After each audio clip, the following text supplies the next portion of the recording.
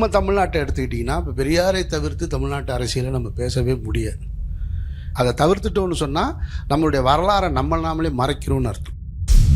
பெரியாருடைய கனவும் லட்சியமும் அப்போ அந்த இடத்துக்கு வர முடியலை. அப்போ பெரியாருடைய தொண்டர்களாக இருந்தவங்க இவரோடு நம்ம இப்படி இருந்தோம்னா இதை நம்ம செய்யவே முடியாது. இப்போ நம்ம பேசிக்கிட்டு இருக்கிறது தேர்தல் அரசியலை பற்றி பேசிக்கிட்டு இருக்கோம் அப்படின்னு சொல்லி அவர்கிட்ட இருந்து கொஞ்சம் விலகி ஒன்றே குலம் ஒருவனே தேவன்ற அடுத்த கட்டத்துக்கு நகர்த்தி எல்லா மக்களையும் ஒன்றிணைக்கிறாங்க.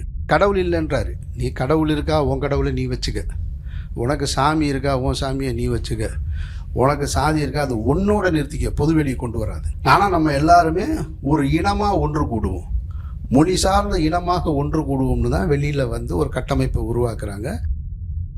அப்போ அந்த மாநிலத்துக்கான அதிகாரம் வேணும் அப்படிங்கிற இடத்துல இந்தியாவுக்கு தேர்ந்தெடுக்கப்பட்ட அரசிலிருந்து நமக்கு தமிழ்நாட்டுக்கு ஒரு முரண்பாடு வருது.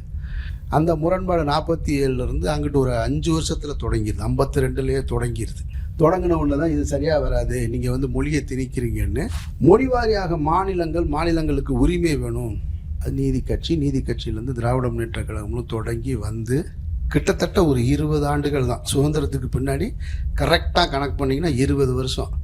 67 மாபெரும் ஆட்சி மாற்றம் நிகழ்ந்து அந்த ஆட்சிக்கு வருவதற்கு யார் தனது கொள்கை எதிரியாக இருந்தாங்களோ, ராஜாஜி போன்றவர்கள் கொள்கை எதிரியாக இருக்காங்க, அந்த எதிரியோடு கூட்டணி வைத்து எம்ஜிஆர்ன்ற ஒரு மாபெரும் டூலை எடுத்துக்கிறாங்க.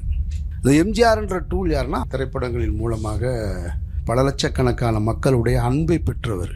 அப்போ இவரை கூட்டிகிட்டு போய் இவரை வச்சுக்கிட்டு நம்மளுடைய கருத்தை சொல்லுவோம் அப்படின்னு அவரை பயன்படுத்துகிறாங்க. எம்ஜிஆர் வந்து ஒரு வெப்பன் தான். பெரியார் கொண்ட கொள்கையை கையில் ஏந்தி இருந்த அண்ணாவும் கலைஞரும் வச்சிருந்த வாள் தான் எம்ஜிஆர். கருத்து இவங்களுடையது. அந்த கருத்தை இவர் மேலே திணித்து இவர் மூலமாக திரைப்படங்கள் மூலமாக சொல்கிறாங்க.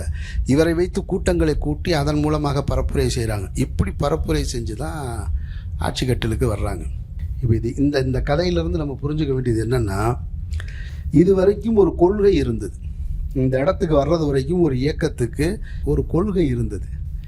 இந்த இடத்துல இருந்து தான் கொள்கை பின்னுக்கு தள்ளப்பட்டு தனி மனிதருடைய முன்னிலைப்படுத்துகிற இடம் இங்கேருந்து தான் தொடங்குது. அங்கேருந்து தான் முரண் தொடங்குது கலைஞர் அவர்களுக்கும் எம்ஜிஆர் அவர்களுக்கும்.